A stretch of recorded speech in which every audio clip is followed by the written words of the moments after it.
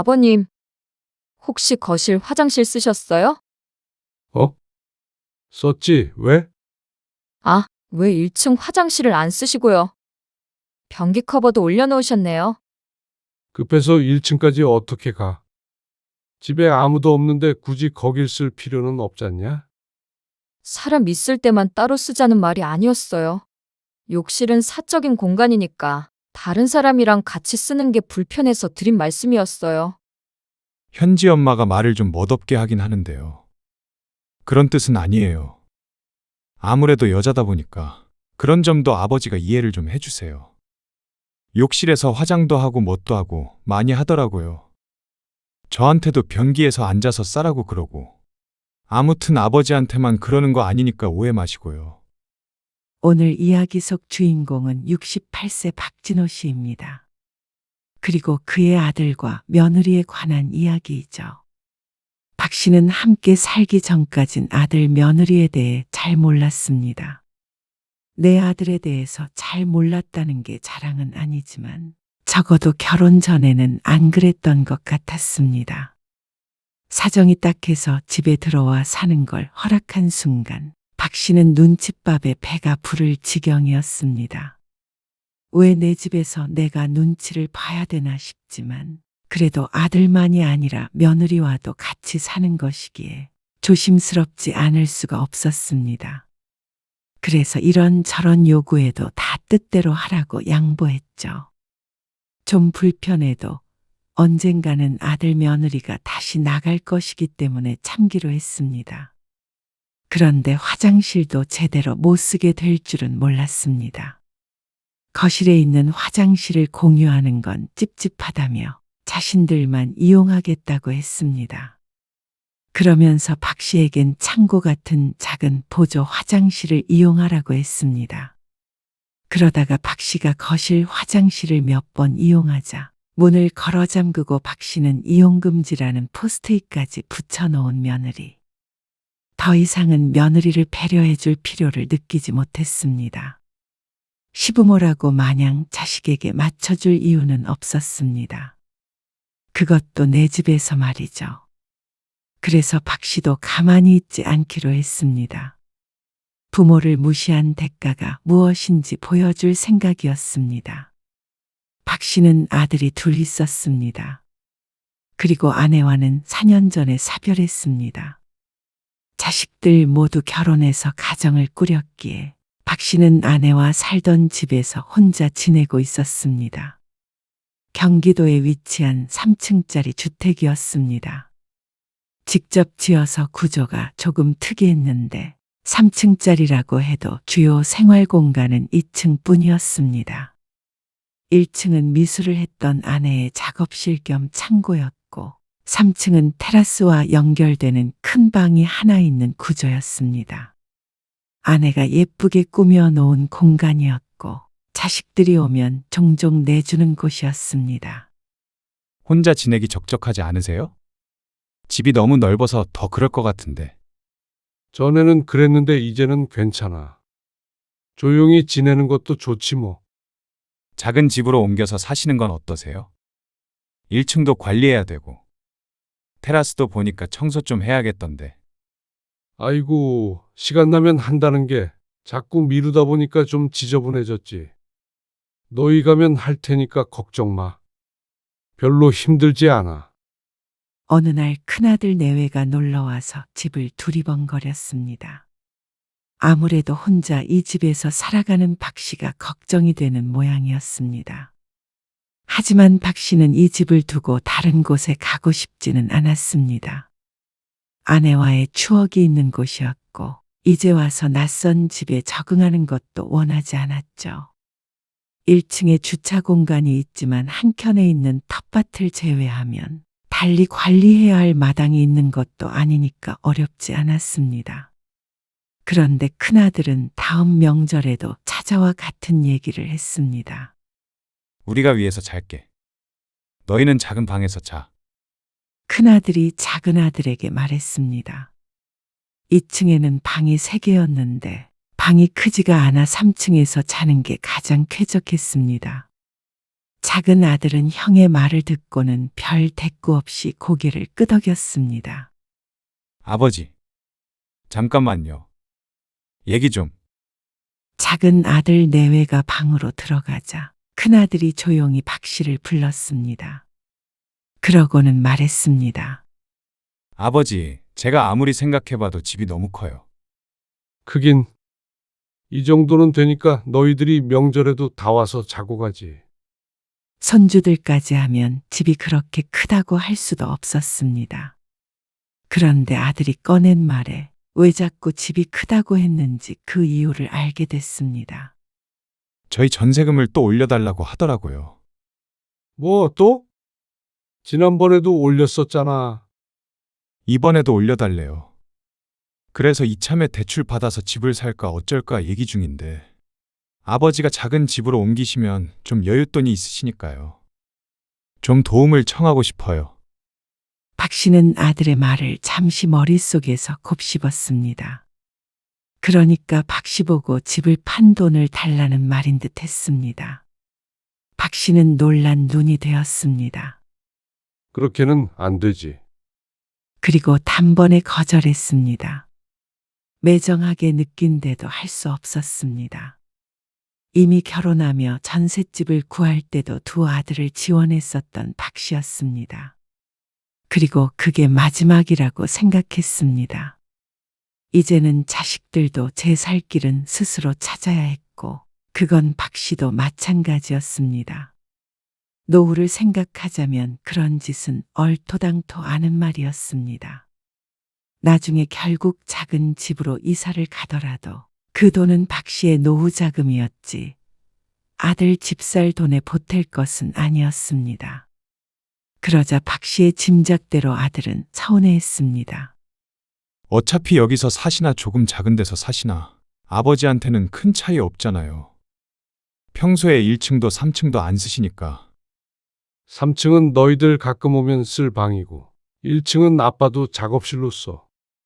무슨 작업실이요? 요새 목공 배우잖냐. 그냥 취미잖아요. 그냥 취미든 뭐든 공간이 있어야 할 거 아냐. 그러자 아들이 한숨을 쉬었습니다. 박 씨의 단호함을 느낀 모양이었습니다. 아들이 잠을 청하러 3층으로 걸어 올라가는데 그 모습을 보니 박 씨도 마음이 편하지는 않았습니다. 하지만 그렇다고 한들 자식에게 올인하는 어리석은 짓은 할 수가 없었습니다. 그러면 나중에 더 늙어서 자식도 박 씨도 서로 부담을 주는 사이가 될 수도 있으니 말이죠. 그런데 보름쯤 뒤에 큰아들에게서 연락이 왔습니다. 그리고 뜬금없는 부탁을 했습니다. 이 집에서 이사 나가기로 했어요. 근데 만기가 당장 이달 말이라서요. 일단 아버지 집에서 살다가 돈 좀 더 모아서 나가도 될까요? 갑작스러운 합가 요청이었습니다. 쭉 같이 살자는 말은 아니었지만 박 씨에겐 충분히 고민스러운 일이었습니다. 혼자가 외롭긴 해도 자식 며느리와 함께 사는 것보다야 편할 것이 분명했기 때문이었습니다. 그런데 이마저도 거절할 수 있을까 싶었습니다.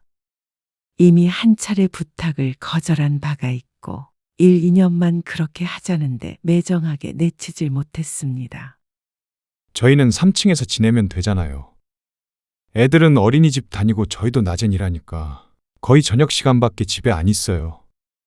그렇게 생각하니 부담감이 상당히 줄어들었습니다. 3층엔 화장실이 없기에 2층 주방과 화장실을 공유해야 하지만 아들 말대로 종일 같이 있는 것이 아니었기 때문에 크게 불편하지 않을 수도 있겠다 싶었습니다. 너희는 안 불편하겠어? 저희는 괜찮아요. 현지 엄마가 먼저 그렇게 하고 싶다고 한 거니까요. 그 말은 의외였습니다. 며느리와 그리 살가운 사이는 아니었기에 당연히 아들의 머릿속에서 나온 것이라고 생각할 수밖에 없었습니다. 결국 박 씨는 잠시 큰아들 가족과 함께 살게 되었습니다.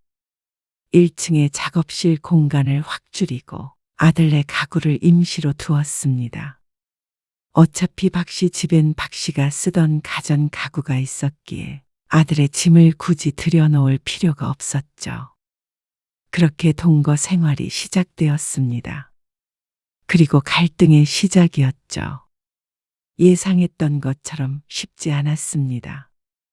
오랫동안 떨어져 살던 아들과 사는 것도, 불편한 며느리와 사는 것도, 손주와 지내는 것도 평소 박 씨의 삶과는 크게 달랐습니다.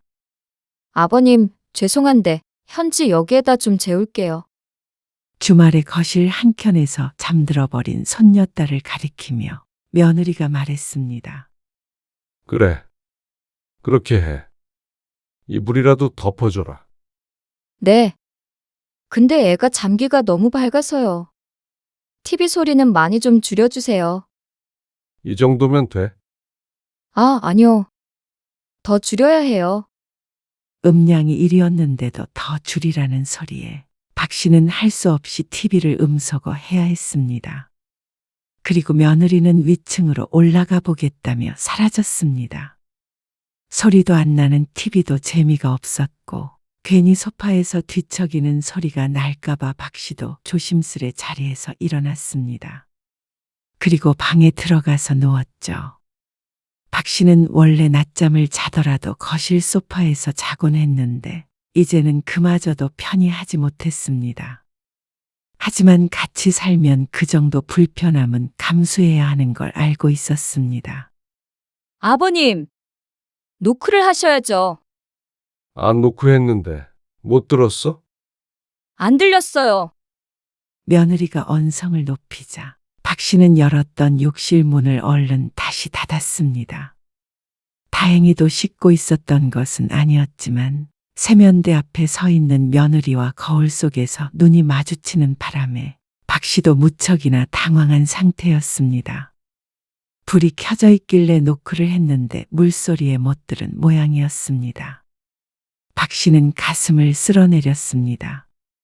앞으로 더 조심해야겠다고 생각했죠. 하지만 며느리는 이틀 넘게 박 씨에게 화가 난 듯 퉁명스럽게 굴었습니다. 박 씨만의 잘못이 아닌데도 말이죠. 참 어렵다. 하지만 어쩌겠나 싶었습니다. 현지 엄마. 욕실에 있던 약통 못 봤어? 무슨 약통이요?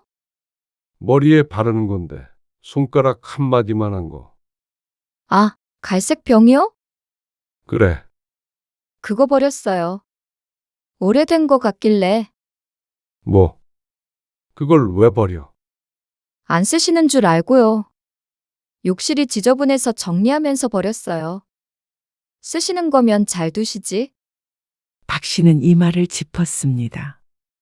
머리가 빠진 부분에 바르는 약이었는데 한 병에 7만 원이나 하는 것을 버렸다는 며느리의 말에 탄식이 나왔죠. 그 말을 듣고 욕실을 둘러보자 박 씨가 쓰던 그 욕실이 아닌 것 같았습니다. 아이가 있는 집이라 그런 것도 있겠지만 며느리의 취향대로 꾸며져 있었고 샴푸며 비누며 전부 박 씨가 쓰지 않는 것들이 가득했습니다. 박 씨의 물건들은 구석으로 초라하게 밀려났습니다. 박 씨가 생각했을 때 아들 내외와 합가하고 가장 불편한 점은 바로 화장실이었습니다. 내 식구가 화장실 하나를 같이 써야 하기 때문에 여러모로 애로사항이 있었습니다. 아버님, 죄송하지만 수건 손 닦으신 거는 따로 걸어두세요. 현지가 그걸로 자꾸 얼굴을 닦아서요. 아, 난 그냥 늘 여기다 걸어두는데. 수건은 따로 쓰는 게 좋을 것 같아요. 위생적으로도 그렇고요. 비단 박 씨만 느끼는 불편함은 아니었습니다. 아버지, 저희가 거실 화장실을 쓸 수밖에 없잖아요. 그래서 그런데 혹시 아버지가 1층에 있는 화장실을 이용하시는 것 어때요? 아무래도 현지 엄마가 너무 불편할 것 같아서요. 물건 두기도 좀 그렇고. 그러면서 아들이 말끝을 흐렸습니다. 당연했습니다.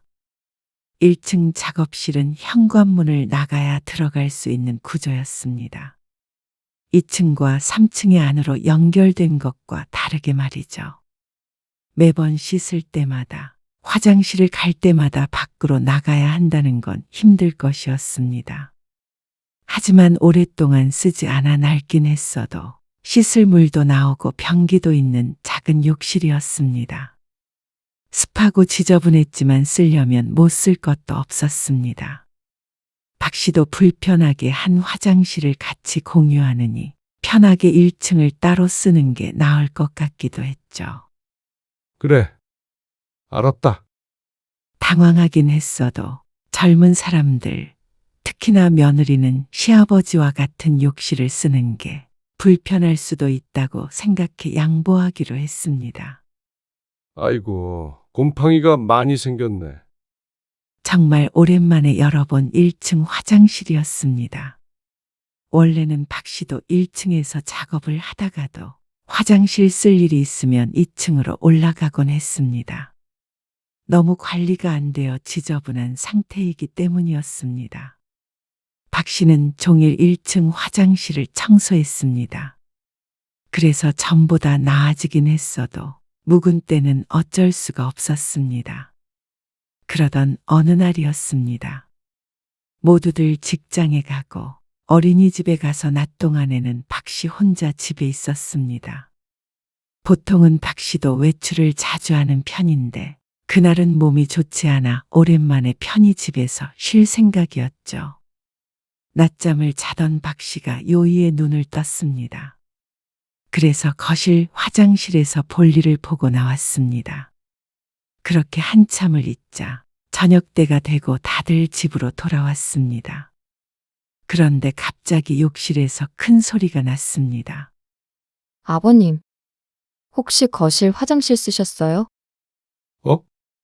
박 씨는 갑작스런 물음에 당황해서 눈을 굴렸습니다. 곰곰이 생각해 보니 낮에 한번 볼일을 보러 들어갔다가 나온 게 머릿속을 스쳤습니다. 썼지? 왜? 며느리는 왜냐는 질문이 오히려 어이가 없다는 듯이 반응했습니다. 아, 왜 1층 화장실을 안 쓰시고요? 변기 커버도 올려놓으셨네요. 급해서 1층까지 어떻게 가? 집에 아무도 없는데 굳이 거길 쓸 필요는 없잖냐? 하지만 며느리의 생각은 다른 듯 했습니다. 사람 있을 때만 따로 쓰자는 말이 아니었어요. 욕실은 사적인 공간이니까 다른 사람이랑 같이 쓰는 게 불편해서 들린 말씀이었어요. 그 말에 박 씨는 조금 놀랐습니다. 그러면 아예 2층 화장실은 쓰지 말라는 소리였습니다.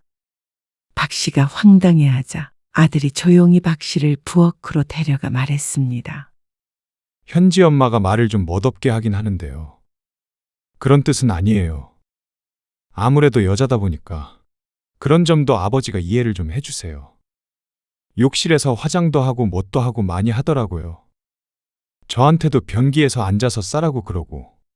아무튼 아버지한테만 그러는 거 아니니까 오해 마시고요. 아들의 변명에 박 씨가 한숨을 푹 내쉬었습니다. 어째서 내 집에서 화장실도 마음껏 못 쓰나 싶었습니다. 1층 화장실은 보일러가 안 돼서 온수기가 설치되어 있는데 그것도 불편했습니다. 온수가 나오려면 한참 기다려야 했고 변기 수압도 세지가 않았습니다. 그래서 웬만하면 낮에는 2층 욕실을 이용하려고 했는데 이제는 그마저도 안 될 모양이었습니다. 참나 알았다. 마음 같아서는 그렇게 불편하면 너희가 1층 써라 하고 호통이라도 치고 싶었습니다. 하지만 현실적으로 아들 며느리의 손녀딸까지 화장실을 쓰기 위해 1층을 내려가라고 하는 건 다소 힘들어 보였습니다. 보통 집들처럼 안방에도 화장실이 있으면 좋았겠지만 아내와 둘이 사는데 그렇게까지 할 필요성을 못 느껴서 화장실을 하나만 둔 것이 잘못이었습니다. 그래도 1년만 참자. 기한이 정해진 것이 아니었다면 다른 수를 강구해 봤을 수도 있었습니다. 하지만 평생 같이 살 일은 죽어도 없을 것이기에 계속해서 참으림만 새길 뿐이었습니다. 아이고, 어쩜 그렇게 텃밭을 갖고 났어? 나는 귀찮아서 집에서는 손 하나 까딱하기 싫은데. 그러게 말이야. 갈 때 좀 따가야겠네? 그렇게 해. 박 씨의 친구 몇이 모임을 했는데 오늘은 박 씨의 집에서 모이기로 했습니다. 1층에 아기자기하게 가꿔놓은 텃밭을 보고는 친구들이 부러워했습니다. 텃밭에 대해서 한참 떠들었더니 시간이 훌쩍 갔습니다. 그래도 아들네랑 같이 사니까 밥은 잘 챙겨 먹겠네. 며느리가 밥 차려주지? 차려주긴 내가 차려 먹지. 다들 바빠. 요즘 사람들 집에서 밥도 잘 안 먹고. 며느리는 집에서 요리를 거의 하지 않았습니다. 손녀딸 밥은 잘 챙겨주는데 보통은 밖에서 간단히 먹을 것을 사와서 먹곤 했습니다. 박 씨는 저녁을 이르게 먹는 편이기 때문에 아침부터 저녁까지 혼자 있을 때처럼 알아서 챙겨 먹었습니다. 우리 아들은 같이 살자고 은근슬쩍 말해도 자꾸 말을 돌려. 늙은이 데리고 살고 싶겠어? 그냥 둘이서 알콩달콩 하면서 살아. 마누라랑 무슨 알콩달콩이야. 근데 화장실이 여기였지? 잠깐만. 한 친구가 화장실 문을 열려고 하자 박 씨는 순간 움찔했습니다. 괜히 화장실을 썼다가 또 며느리한테 한 소리 들을까 싶었습니다. 왜? 화장실 아니야? 맞아. 근데 깨끗하겠어. 당연한 소리를 해? 박 씨는 조마조마해하는 스스로가 어이가 없었습니다. 자신은 그렇다 치더라도 손님에게 1층으로 내려가라고 할 수도 없는 노릇이기에 그대로 두었지만 왜 자꾸 이렇게 눈치를 보게 되는지 몰랐습니다. 그리고 저녁에 아들네가 돌아왔을 때였습니다. 친구분들 잘 있다가 가셨어요? 잠깐 얘기만 하다가 갔지. 미리 아들 내외에게 말은 해두고 초대한 것이었습니다. 또 자신들 공간이 어쩌고 저쩌고 할 수 있으니 말이죠. 그런데 며느리가 조금 이상했습니다. 욕실에서 씻고 나오더니 말이 없었습니다. 현지는 벌써 자? 네, 단답만 내뱉고는 며느리가 박 씨를 지나쳐갔습니다.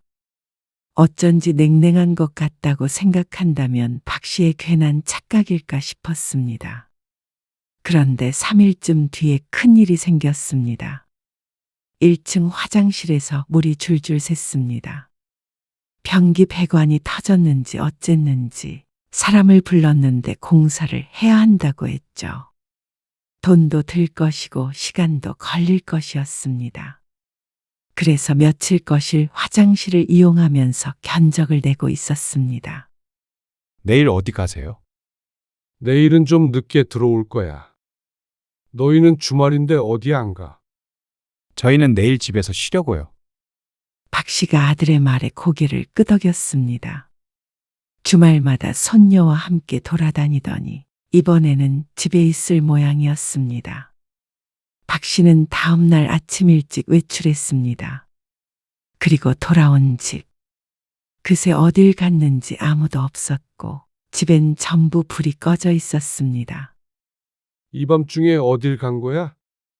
안방으로 들어가려던 찰나에 박 씨의 눈에 이상한 것이 보였습니다. 이게 뭐야? 걸음을 멈추고 보자 욕실 문에 웬 노란 종이가 붙어 있었습니다. 그리고 거기엔 이렇게 적혀 있었습니다. 화장실은 저희 전용입니다. 사용 금지 부탁드려요. 둥글둥글한 글씨체는 며느리의 것으로 보였습니다. 그걸 보고는 박 씨는 헛웃음을 터뜨렸습니다. 이렇게까지 하지 않아도 충분히 알고 있었습니다. 그래서 번거롭더라도 하루에 몇 번씩 계단을 오르락 내리락 하고 있는데 굳이 이렇게까지 해야 하나 싶었습니다. 박 씨는 손을 올려 그 종이를 뗄까 말까 하다가 다시 손을 떨구었습니다. 떼면 또 뗐다고 아버님 하며 부를 목소리가 떠올랐습니다. 고개를 절레절레 흔들며 지나가려는데 또다시 박 씨의 눈길을 잡아끄는 것이 있었습니다. 이건 또 뭐야? 허, 박 씨는 허탈한 숨을 내뱉었습니다. 이게 도대체 무슨 의미인가 싶었습니다. 박 씨가 손을 뻗어 그것을 잡자 찰컹하는 소리가 작게 울렸습니다. 문 손잡이가 검정색으로 교체가 되어 있었습니다. 원래는 은색이었는데 말이죠. 그런데 그게 끝이 아니었습니다. 손잡이에 웬 번호들이 나열되어 있었습니다.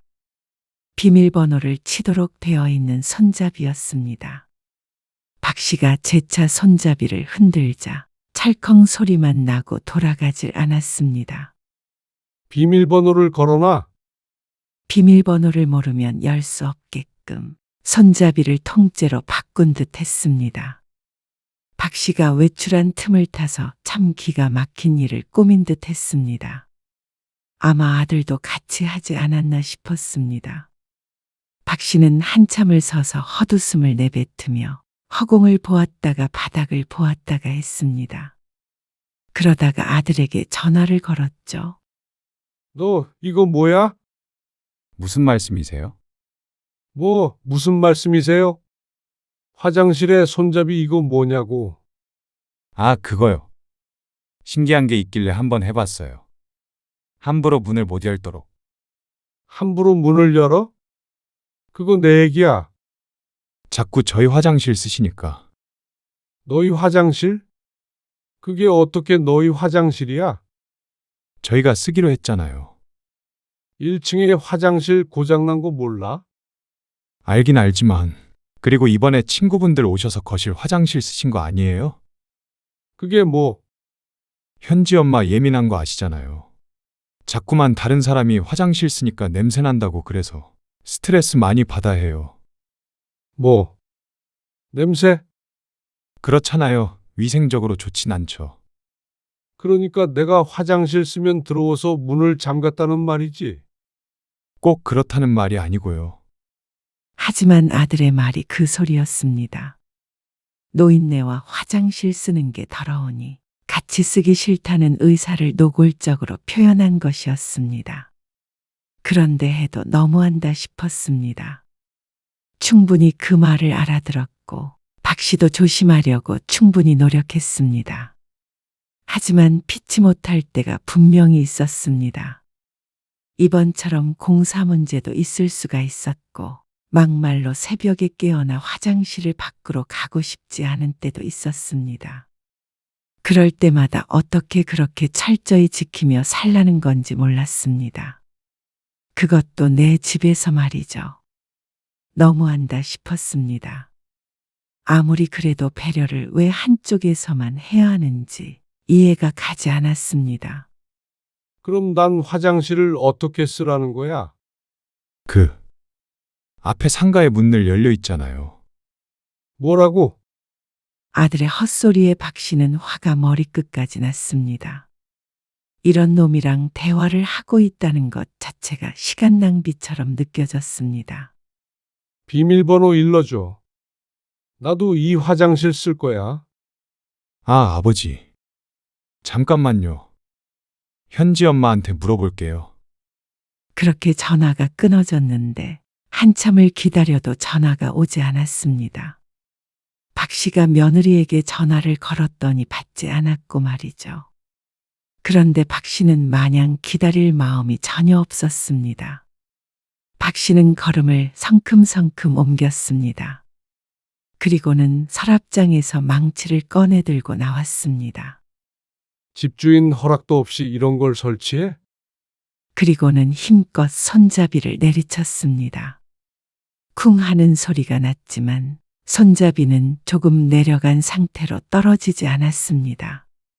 그리고 두어 번 더 그렇게 세게 치자 툭 하는 소리와 함께 손잡이가 망가져서 덜렁거렸습니다. 어떤 식으로 설치가 되는지는 모르겠지만 그래봤자 손잡이였습니다. 손잡이 자체를 없애버리면 될 문제였죠. 그렇게 화장실 문고리는 횡하니 구멍이 났습니다. 그리고 문을 몇 번 밀자 열렸습니다. 까짓것 잠금 장치 없는 화장실로 쓰지 하고 생각했습니다. 그리고 조금 있다 아들 부부가 왔을 때 경악하는 며느리에게 박 씨가 차갑게 말했습니다. 화장실 얻어 쓰려거든 너희가 1층으로 내려가라. 아버지, 거기 고장났잖아요. 고쳐서 쓰던지 알아서 해. 현지는 또 어떻게 하고요? 요 앞에 상가 화장실 문이 늘 열려 있다며? 아버님, 그거 비싼 거예요. 그래? 너희가 공짜로 살고 있는 그 방세보다 비싸냐? 그 말에 아들이 입을 다물었습니다. 너무하신 거 아니에요? 애초에 거실 화장실은 저희 쓰라고 하셨잖아요. 편의상 그렇게 하라는 거지. 내가 출입 금지가 된 거랑은 다른 문제 아니냐? 그러자 며느리가 서운하다는 듯이 말했습니다. 아무리 저희가 얹혀 살고 있다지만 이런 식으로 눈칫밥 먹을 줄은 몰랐어요. 눈칫밥은 누가 먹었는데?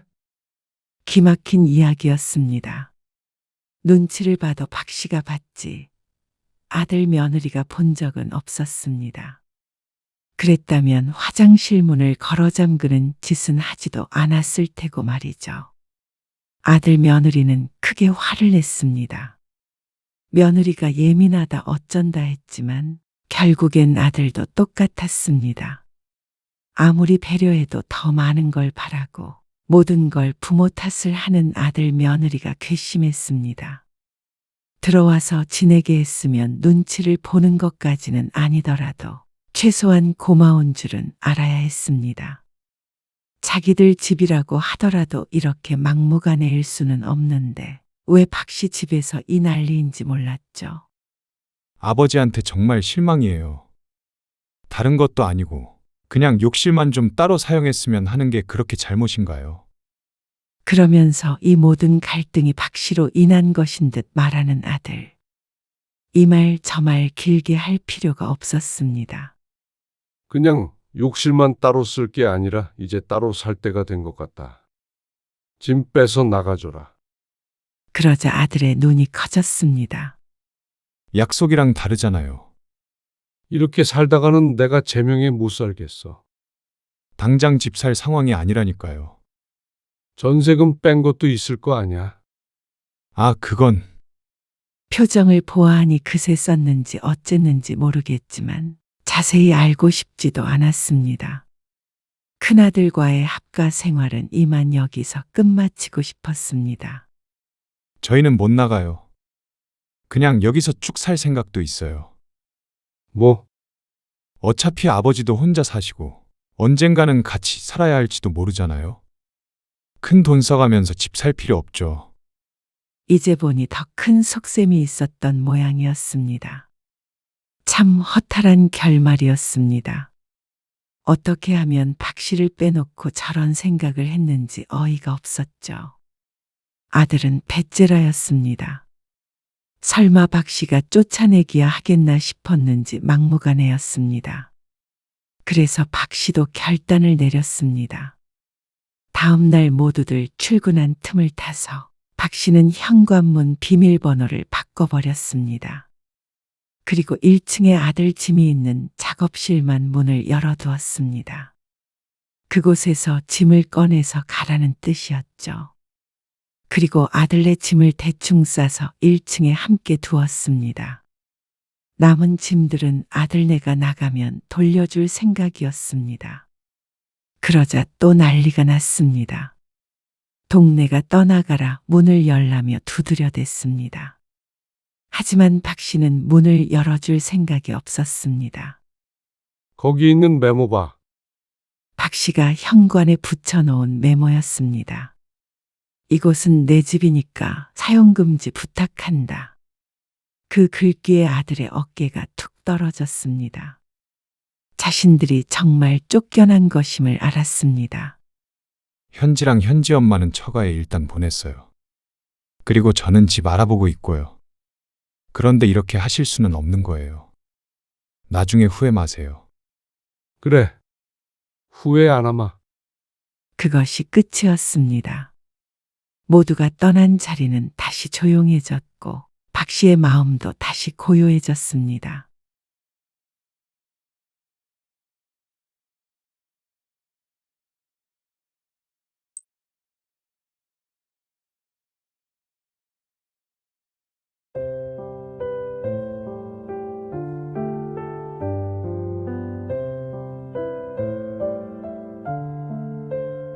뭘 하신다고요? 결혼 말이야. 재혼을 하겠다는 말씀이세요. 지금 맞아. 재미없는 장난하지 마세요.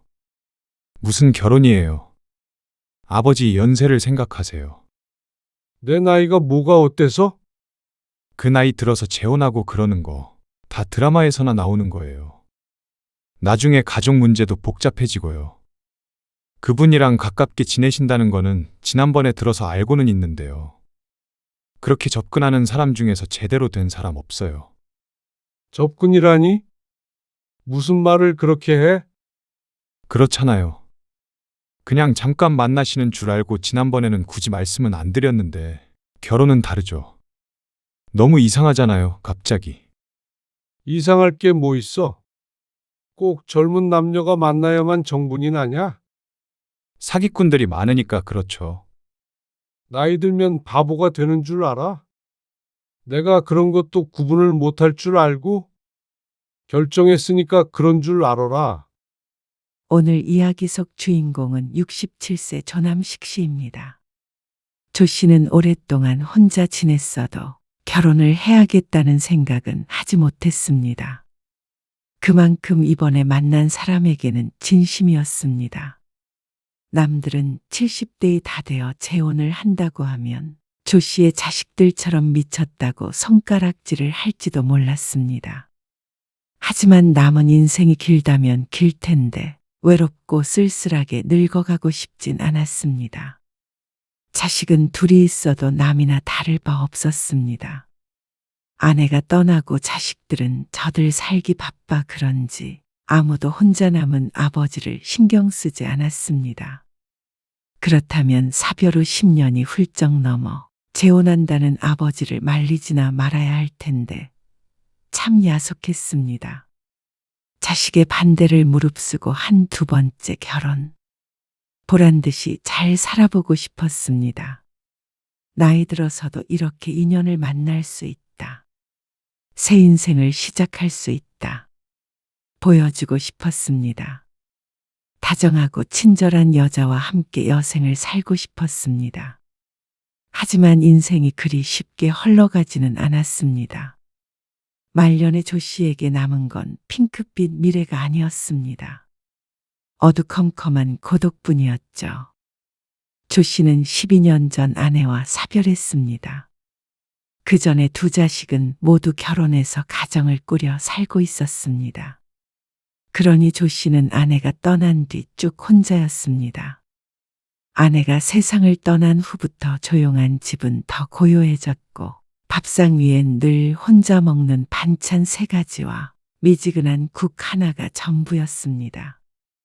혼자서 더 잘 챙겨 먹을 수도 없었고 그러면 뭐하나 싶었습니다.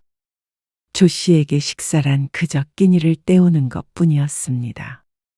밥 먹으며 도란도란 이야기를 나눌 사람조차 없으니 10분이면 식사가 끝이었죠. 어디가? 갈 데가 어디 있어? 밥 먹고 산책하는 거지. 이번에도 아들은 안 오나 봐. 멀리서 어떻게 오겠어? 조 씨는 동네를 한 바퀴 돌다가 지인의 질문에 씁쓸하게 대답했습니다. 명절이 코앞인데 조 씨는 아들의 방문을 기대하지 않았습니다. 아들은 현재 독일에 살고 있었습니다. 그쪽으로 발령이 난 지도 꽤나 됐습니다. 2년만 있다가 올 거라고 했지만 귀국했다가 1년 뒤에 또다시 해외로 나가서 여태 살고 있었습니다. 아이고, 그래도 혼자 사는 아버지 좀 들여다보지. 혀를 차며 지나가는 지인 때문에 조 씨는 좀 더 비참한 기분이 되었습니다. 외국에 사는 아들은 1년에 한두 번 안부 전화만 할 뿐 명절이라도 얼굴을 볼 수가 없었습니다. 손주 얼굴은 까먹을 지경이었습니다. 아주 어릴 때 사진만 닳도록 보고 있었죠. 여보세요. 조 씨는 집으로 돌아가며 딸에게 전화를 걸어보았습니다. 비교적 가까이 사는 딸이라 이번 명절에 언제 올 것인지 물어보기 위함이었습니다. 이번 명절에요? 딸은 언제 오겠다는 소리 대신 조금 곤란한 듯 반문했습니다. 왜? 무슨 일 있니? 아, 그게 이번에는 좀 힘들 것 같아요. 왜? 시댁에서 여행을 가자고 해서 그거 준비 중인 것 같아요. 아, 여행을 간다고. 명절에? 네? 저도 안 가고 싶긴 한데 이번에 아버님 칠순이 가까워서 쉬는 김에 여행을 가자고 하시네요. 아, 바깥사돈이 칠순이라고 하셨지. 맞아요. 딸의 말에 조 씨는 잠시 침묵을 했습니다. 입을 열면 서운한 마음이 튀어나갈 것 같았습니다. 하지만 그럴 수는 없었습니다. 오빠도 못 온다고 하죠? 그렇지. 사실 묻지도 않았지만 아들은 작년에도 재작년에도 오지 않았습니다. 명절이라고 그쪽 일을 쉴 수는 없다고 했으니 이번에도 아마 마찬가지일 거라고 짐작해 볼 뿐이었습니다. 그래. 어쩔 수 없지. 혼자 괜찮으시겠어요? 그래. 걱정 마. 아무튼 알았으니까 다음에 보자. 딸이 걱정하는 듯 말했지만 사실 딸도 명절에 오지 않은 게 이번이 처음이 아니었습니다. 작년 추석엔 사위와 해외여행을 간다고 오지 않았고 언젠지는 기억나지 않아도 바쁘다고 안 온 적도 두어 번 있었습니다. 아마 앞으로도 이런 일이 많을 것 같은 예감이 들었습니다. 점점 더 자식들은 자신들의 인생이 중요해지겠죠. 조 씨는 아내가 떠난 뒤 자식에게 섭섭했다가 기대했다가 실망했다가를 수도 없이 반복했습니다. 그러다 보니 이제는 그것조차 조금씩 익숙해져 가는 기분이었습니다. 딸과의 통화는 짧게 끝이 났습니다. 결국에 이번 명절도 혼자 있을 예정이었죠. 그날 밤 조 씨는 안방 벽장에서 아내의 사진을 꺼내어 먼지를 닦았습니다. 여보, 나 혼자 남겨지니까 이렇게 조용하네. 애들은 바빠. 그래서 어쩔 때는 나만 이 세상에 덩그러니 남겨진 것 같아. 조 씨는 잠시 앉아 있다가 작게 흐느꼈습니다. 그 소리조차 크지 않아서 집은 고요했습니다. 그렇게 조 씨의 하루도 또 얼마 뒤 명절도 지났습니다. 평소와 크게 다르지 않은 시간들이었습니다. 그렇게 무료한 일상을 보내던 중 마을 복지회관에 붙은 어떤 광고를 보게 되었습니다. 노인들을 위한 독서 모임에 대한 내용이었습니다. 평소 운동도 좋아하지 않고 독서와 같이 정적인 활동을 좋아하던 조 씨에게 딱이었습니다. 무엇보다 새로운 사람도 사귀고 좀 활기찬 삶을 보내고 싶다는 생각을 했습니다. 평소 같았으면 하지 않았을 행동이었지만 조 씨는 홀린 듯 모임에 참석하게 되었습니다. 그리고 그의 인생이 크게 바뀌었죠.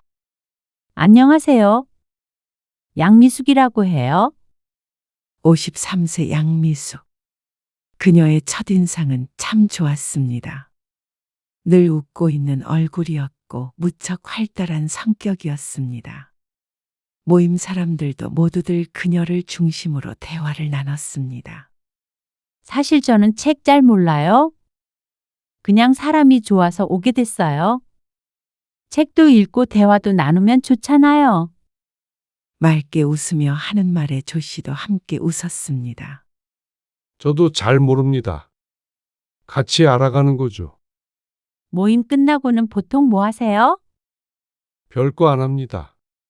그냥 집에 가서 TV도 보고 화단도 가꾸고 그래요. 아, 주택에 사시나 보다.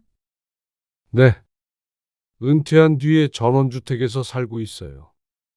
아, 저도 주택에 사는 게 꿈인데. 언제 한번 구경시켜 주세요.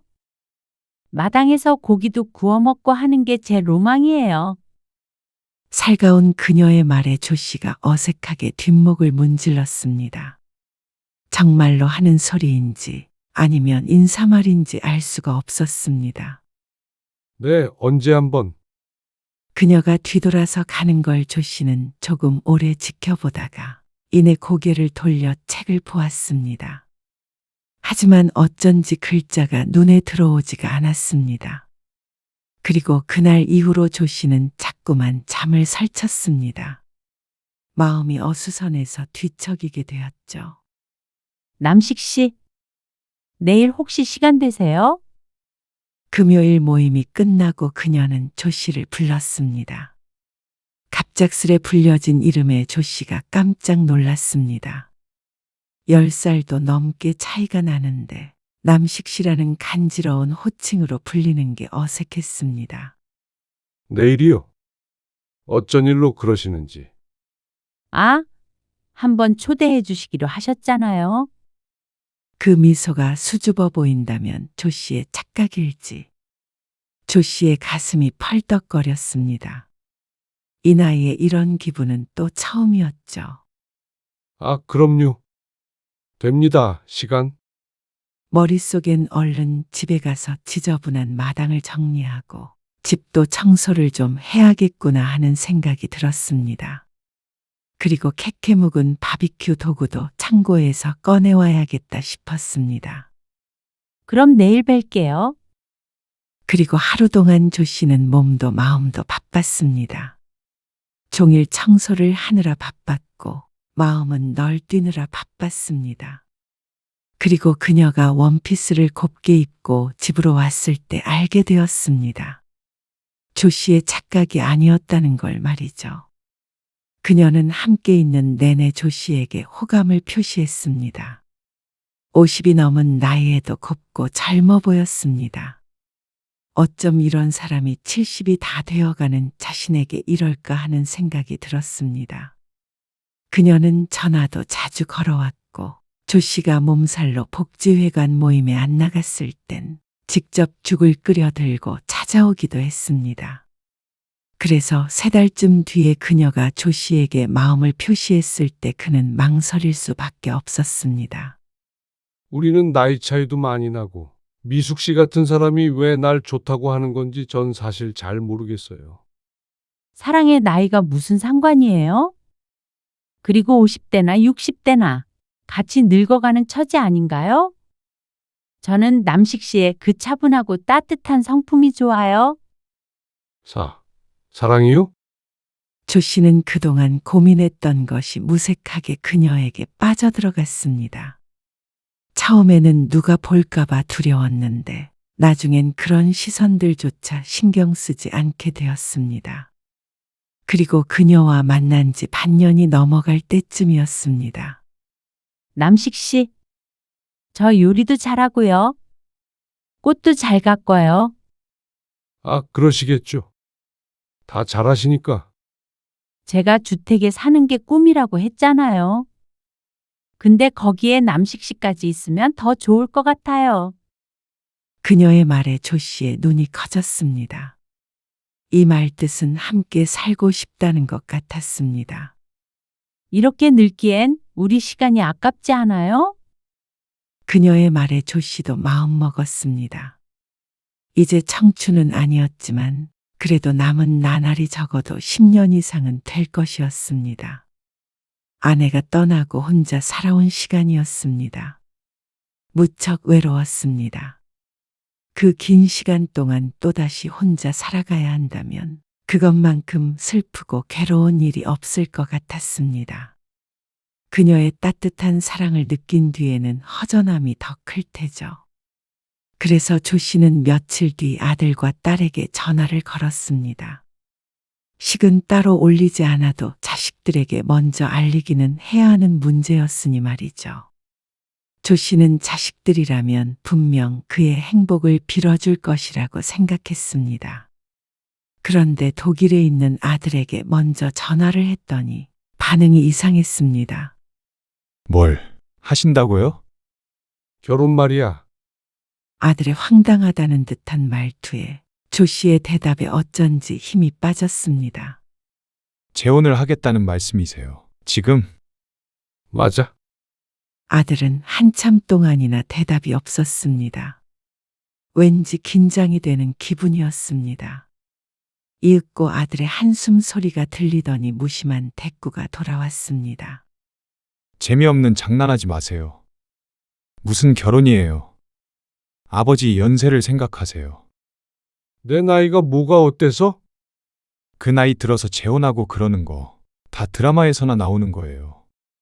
나중에 가족 문제도 복잡해지고요. 그분이랑 가깝게 지내신다는 거는 지난번에 들어서 알고는 있는데요. 그렇게 접근하는 사람 중에서 제대로 된 사람 없어요. 접근이라니? 무슨 말을 그렇게 해? 그렇잖아요. 그냥 잠깐 만나시는 줄 알고 지난번에는 굳이 말씀은 안 드렸는데 결혼은 다르죠. 너무 이상하잖아요. 갑자기 이상할 게 뭐 있어? 꼭 젊은 남녀가 만나야만 정분이 나냐? 사기꾼들이 많으니까 그렇죠. 나이 들면 바보가 되는 줄 알아? 내가 그런 것도 구분을 못할 줄 알고? 또다시 아들의 한숨 소리가 들려왔습니다. 조 씨는 화가 나서 더 이상 전화를 붙잡고 있을 수가 없었습니다. 결정했으니까 그런 줄 알아라. 그러고 전화를 끊었는데 아들에게 무척 섭섭했습니다. 아버지를 바보 취급을 해도 유분수지. 그리고 어떻게 미숙 씨를 사기꾼으로 몰아가는지 괘씸했죠. 그러나 딸의 반응도 별반 다르지 않았습니다. 그나마 아들은 차분하게 얘기하기라도 했지. 딸은 불같이 화를 냈습니다. 아들에게 했던 것처럼 조 씨가 뭐라 따지지도 못할 정도였습니다. 한동안 전화도 없으시다 했는데 이게 무슨 날벼락 같은 소리예요? 진짜 이러지 마세요. 아빠 아니어도 충분히 복잡한 일 많으니까. 혹시라도 그 여자랑 결혼한단 소리 또 하시면 저 죽는 꼴 보시는 거예요.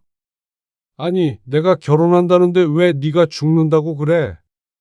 정말 몰라서 그러세요?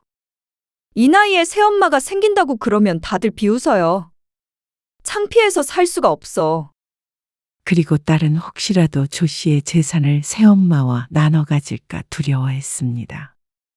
가진 재산이 엄청 큰 건 아니었지만 그래도 자식들 물려주기 부끄럽지 않을 정도는 있었습니다. 행여나 그런 소리 하셨다가는 딸도 손주도 못 보실 줄 아세요. 조 씨는 이 와중에 유산을 걱정하는 딸이 너무 괘씸했지만 아무런 대꾸도 하지 못하고 전화를 끊어야 했습니다. 딸이 하는 말도 영 틀린 말은 아니었으니 말이죠. 조 씨만 생각하자면 결혼을 밀어붙이는 게 좋겠지만 자식들 입장에서는 다른 문제가 생길 수 있었습니다. 마냥 서운하게만 생각해서 될 일은 아님을 알고 있었습니다. 자식들이 다 그렇죠. 무슨 걱정을 하는지 저도 알아요. 근데 그럴 걱정은 할 게 못 되는데. 전 남식 씨 재산에 관심 없어요. 아, 당연하죠. 미숙 씨가 그럴 리가 없죠. 전에도 말씀드린 적 있죠? 딸이 하나 있긴 한데 남남이나 마찬가지예요. 지금은 전화번호도 모르고 그렇게 살아요. 알죠. 근데 아무리 설명을 해도 들으려고를 안 하니. 남식 씨에게 자식들이 중요한 거 알아요. 그렇지만 결국 부모는 부모고 자식은 자식 아니겠어요? 자식들은 자기 가족밖에 몰라요. 부모가 나이 들면 자식은 귀찮아하죠. 그러니까요, 남식 씨. 남식 씨도 이제 본인 인생 사세요. 남이 뭐라고 하든 그게 무슨 상관이에요? 우리 인생 우리가 살겠다는데 언제까지 자식이나 남들 의견에 휘둘리며 살아야 해요? 시간이 얼마나 남았다고. 그 말에 조 씨는 탄식했습니다. 그 말이 맞았습니다. 그리고 한 달 뒤 그녀는 집을 정리하고 조 씨의 집으로 들어왔습니다. 그 이야기를 들은 딸이 득달같이 쫓아왔습니다. 그렇게 바빠서 얼굴 보기도 힘들던 자식인데 사실 이렇게 쉬운 일이었습니다. 설마 두 분 혼인신고 하신 건 아니겠죠? 아직은 안 했다. 식도 따로 올리지 않았고 살림부터 합쳤습니다. 혼인신고 같은 것이야 원하면 언제든지 할 수 있었고 급한 일이라고 생각하지 않았습니다. 그리고 어쩌면 안 할 수도 있었습니다. 다 늙어서 그런 서류 같은 게 뭐가 중요한가 싶었습니다. 딸은 그 말에 조금 안도했습니다. 하지만 그렇다고 결혼을 찬성한 것은 절대 아니었습니다.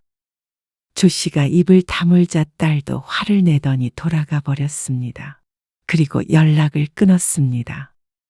어디 한번 자식도 손주도 없이 살아보라는 뜻이었습니다.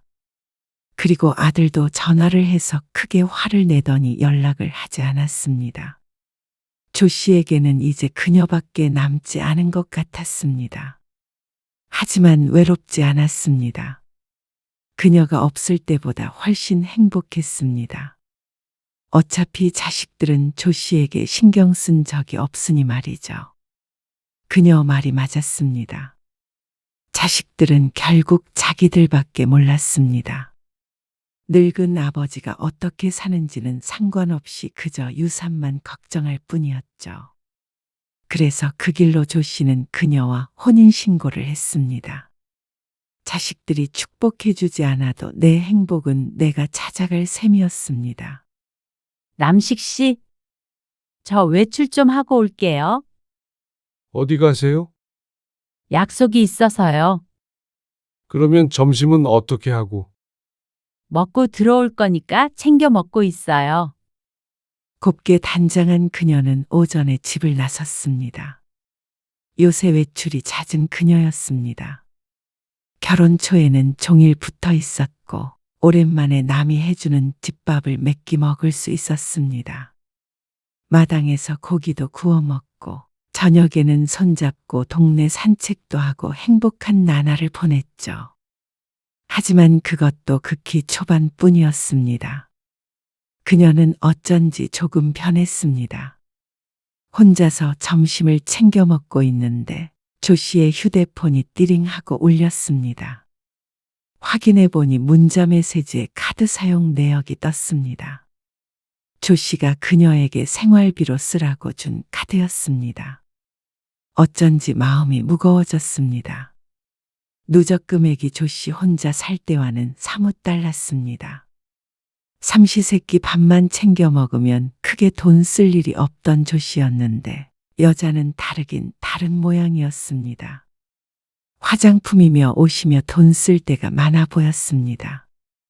달리 직장에 다니지 않는 그녀를 위해 주었던 카드인데 그녀가 외출만 하면 이렇게 쉴 새 없이 휴대폰이 울려댔습니다. 그리고 저녁 때가 다 되어 돌아온 그녀는 피곤하다며 방으로 쏙 들어가 버렸습니다. 1시간가량 TV를 보며 기다리다가 방문을 열어보니 어느새 잠들어 있는 미숙이 보였습니다. 미숙 씨. 벌써 7시가 넘었어요. 저녁밥 먹어야죠. 아유, 귀찮아요. 점심을 많이 먹었더니 생각 없네요. 뒤척이며 대답하는 미숙을 잠시 바라보자 다시 잠든 듯 미동이 없어졌습니다. 그런 그녀를 뒤로 하고 조 씨는 뒤를 돌아 방을 나왔습니다. 오늘은 저녁밥도 혼자였습니다. 같이 살다 보면 이런 날도 있고 저런 날도 있겠지만 혼인신고를 한 지 2달 만에 느끼는 감정이 외로움이라니 조금 아이러니했습니다. 그리고 그런 미숙의 외출이 잦아지자 어느 날 조 씨가 함께 밥을 먹으며 슬쩍 이야기를 꺼내봤습니다. 누굴 그렇게 만나러 다녀요? 친구들이요. 역시 미숙 씨 친구들이 많네요. 그렇죠? 사교성이 남달랐던 그녀였습니다. 그러니 이해는 갔습니다. 바람 쐬러 가고 싶은 거면 어디 같이 여행이라도 갈까요? 여행이요? 그래요. 바닷가라던가. 에이, 무슨 여행이에요? 그녀는 왜인지 고개를 절레절레 흔들었습니다. 한 번도 함께 여행 간 적이 없는데 지겹다는 얼굴이었습니다. 그러면서 그냥 집에 있는 게 편하고 좋다고 했죠. 그럼 마당에서 고기라도 구워 먹을까요? 오랜만에. 그러자 그것도 싫다는 미숙. 귀찮게 뭐하러요? 준비하는 것도 번거롭고 기름 묻은 식기들 닦는 것도 힘들어요. 내가 같이 하면 되죠. 남식 씨가 그런 거 할 줄이나 알아요? 그러면서 자리에서 일어나 버렸습니다. 혼자 남겨진 조 씨는 조금 당황스러웠습니다. 나이는 들었어도 나름 신혼부부인데 신혼부부 같아 대화가 아닌 것 같았죠. 그러던 어느 날이었습니다. 당신 연금 통장 있죠? 그것 좀 줘봐요. 이제 제가 이 집 안주인이니까 돈 관리도 내가 할게요. 통장을 달라고요? 네. 그리고 보험 같은 것도 수익자 바꿔놔야죠. 지금 자식들 앞으로 되어 있죠? 그렇긴 한데 아빠 결혼했다고 연락도 끊고 사는 자식들 앞으로 한 푼도 주면 안 되죠. 갑작스런 그녀의 말에 조 씨는 당황스러웠습니다. 왜 이런 이야기가 나온지 이유도 알 수 없었습니다. 그러더니 지금 살고 있는 집 명의도 공동명의로 바꿔달라는 말을 했습니다. 내가 생각해보니까 조금 억울해서요. 안 그래도 주변에서 시선이 곱지 않잖아요. 그런데 내가 내 앞으로 된 재산 하나도 없이 욕먹느니 뭐라도 바꿔서 욕먹는 게 덜 억울할 것 같아서요. 그녀의 말이 무슨 말인지는 알았습니다. 동네 사람들이 손가락질을 한다는 사실도 말이죠. 조 씨와 미숙의 나이가 10살 넘게 차이나는 데다가 만난 지 얼마 되지도 않아 살림을 합쳤다고 다 늙어서 주책이라는 소리도 들려왔습니다. 듣고 싶지 않아도 저절로 들려왔습니다. 혀를 차는 사람도 있고 뒤에서 숨죽여 웃는 사람들도 있었습니다. 그리고 조 씨가 욕먹는 만큼 미숙도 욕을 먹었습니다. 호랩이 첩으로 들어가서 재산을 노린다고 말이죠. 하지만 전부 다 헛소리로 생각했습니다. 사실은 그게 아니라는 걸 조 씨가 알고 있기에 남들이 뭐라 한들 상관없다고 생각했죠. 하지만 그녀는 아닌 모양이었습니다. 그냥 명의가 중요한가요? 우리가 같이 살고 있고 같이 늙어간다는 게 중요한 거지. 다른 사람 말들 신경 쓸 필요 없다고 미숙 씨가 그랬잖아요. 그래도 중요하죠. 우린 부부잖아요. 내가 일방적으로 남식 씨 도움받으면서 사는 것 같아서 싫어요. 그러면 애들이 가만히 있지 않을 텐데. 남식 씨는 그러면 저보다 영 끄는 자식들이 더 중요하다는 건가요? 그 뒤로 미숙이 토라져서 말도 걸지 않았습니다. 밥은 늘 따로 먹었고 조 씨를 거들떠보지도 않았습니다. 아침 일찍 나가서 밤늦게 들어오는 나날이 계속되자 조 씨는 애가 탔습니다. 혹여나 이대로 그녀가 떠나버릴까봐 무섭기도 했습니다. 알았어요. 그렇게 합시다. 정말요? 그제서야 미숙이 밝은 얼굴을 해보였습니다. 처음 만났을 때 보았던 고운 표정의 조 씨도 안심이 되었습니다. 그래서 조 씨는 연금 통장을 그녀에게 주었고 집 명의도 절반을 그녀에게 넘겨주었습니다. 그러자 조 씨도 이제서야 진정한 부부가 된 것 같은 기분이 들었습니다. 모든 걸 함께하는 그런 사이 말이죠. 남식 씨, 차 좀 빌려서 쓸게요. 어디 가요? 아, 내가 말을 안 했구나. 친언니한테 일이 좀 생겨서 친언니요? 무슨 일인데요? 조금 아프대요. 그래서 병문안 좀 가야 되는데 거리가 좀 있어서 자고 와야 할 것 같아요. 병실에서 자려면 힘들 텐데. 그래도 언니니까요. 같이 가줄까요? 조 씨가 당장이라도 짐을 쌀듯이 물었습니다. 그러자 그녀가 황급히 손을 내저었습니다. 아니에요. 우리 언니 본 적도 없잖아요. 서로 불편하게 그러지 말아요. 아, 그런가요? 알았어요. 조심히 다녀와요. 그리고 그날 밤 미숙은 처음으로 외박을 했습니다. 그리고 그 뒤로 그런 일이 몇 번 더 있었습니다. 언니가 어느 병원에 입원해 있어요. 언니요? 아, 왜요? 그래도 내가 명색이 가족이 된 건데 뭐라도 좀 보낼까 해서요. 아, 그게 아니에요. 보낼 필요 없어요. 병원 이름이랑 언니 이름만 알면 여기서 선물이라도 보내게요. 그런데 미숙은 끝까지 언니 이름을 알려주지 않았습니다. 그때쯤이었습니다. 조 씨의 마음속에 불안이 싹 튼 것이 말이죠. 이게 왜 이렇게 있지? 신분증이 필요해서 TV 밑에 서랍장을 열어보니 신분증이 보이지 않았습니다. 조금 더 뒤적거려 보니까 통장들 밑에서 툭 떨어졌습니다. 늘 신분증은 가장 위에 올려두는데 말이죠. 고개를 갸웃거렸는데 이번에는 인감도장까지 오른쪽이 아닌 왼쪽에 놓여 있었습니다. 조 씨의 미간이 좁혀졌습니다. 이건 우연이라고 볼 수가 없었습니다. 일부러는 아니지만 수십 년간 버릇처럼 두던 위치가 있었습니다. 조 씨라면 이렇게 바꿔놨을 리가 없었습니다. 미숙 씨, 혹시 서랍장 열어봤어요?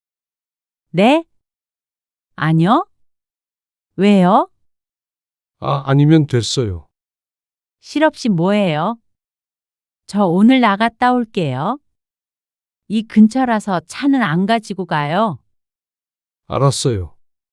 마침 조 씨도 차를 타고 장례식에 가야 해서 잘 됐다 싶었습니다.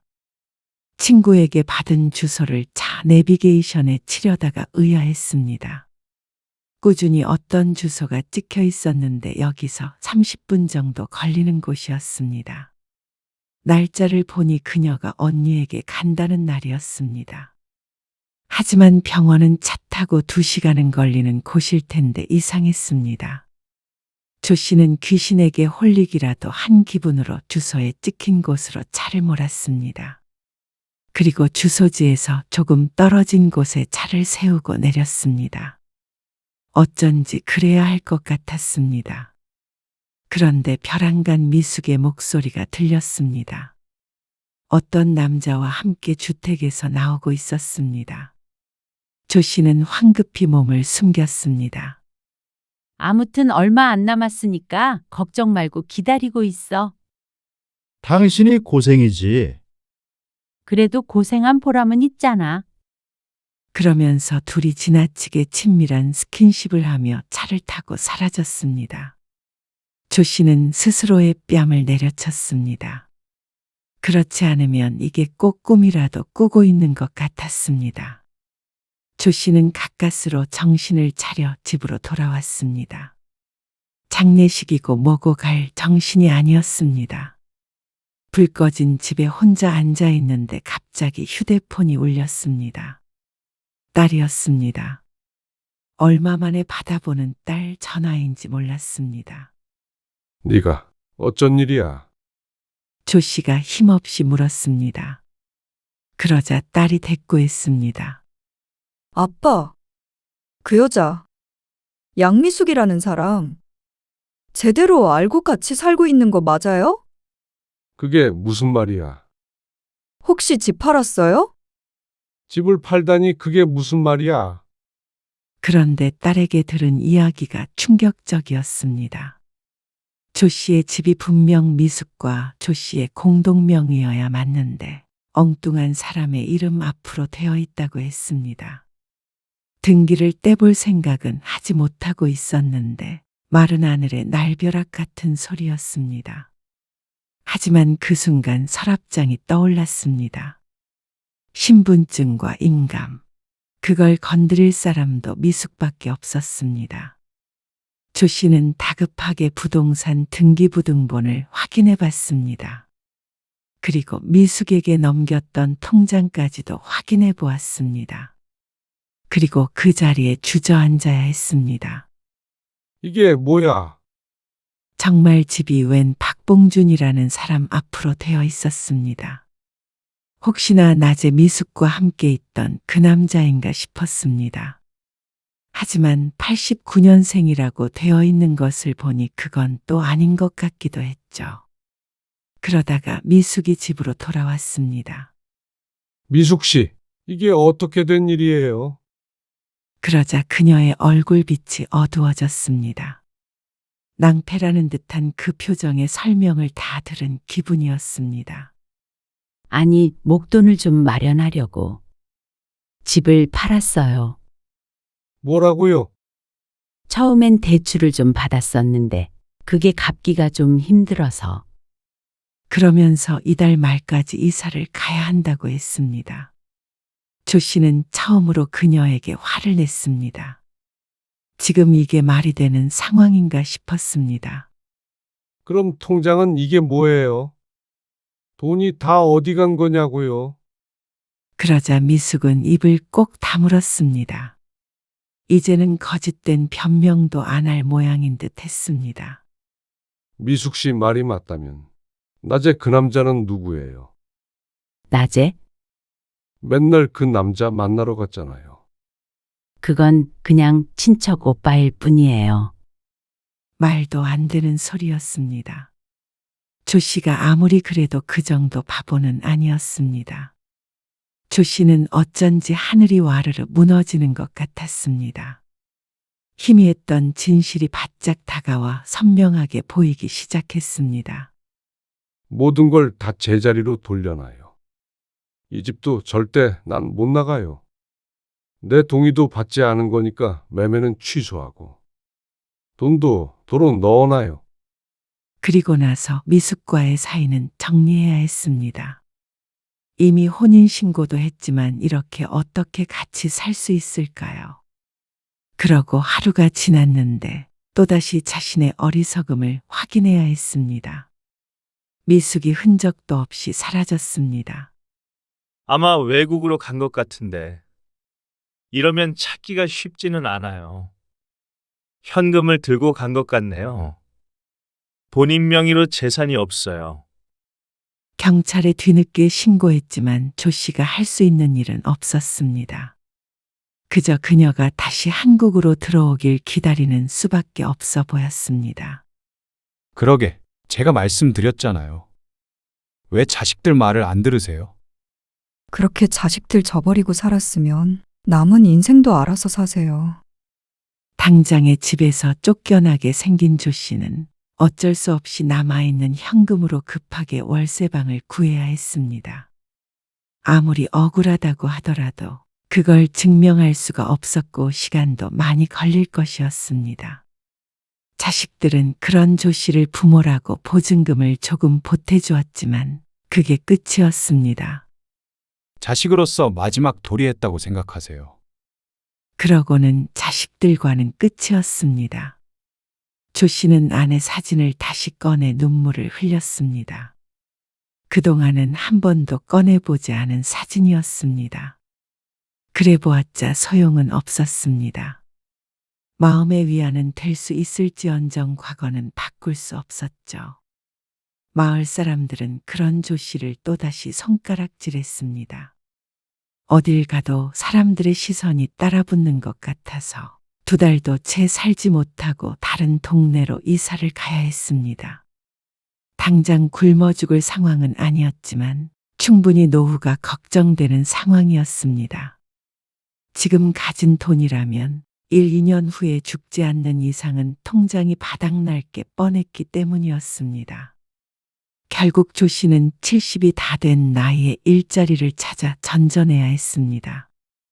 여자 한 번 잘못 만나면 패가 망신한다더니 조 씨는 어쩌면 이렇게 뒤늦게 이런 일이 있나 싶었습니다. 하지만 누구 하나 원망할 사람도 없었습니다. 가해자는 찾을 수가 없었고 조 씨는 여전히 혼자였습니다.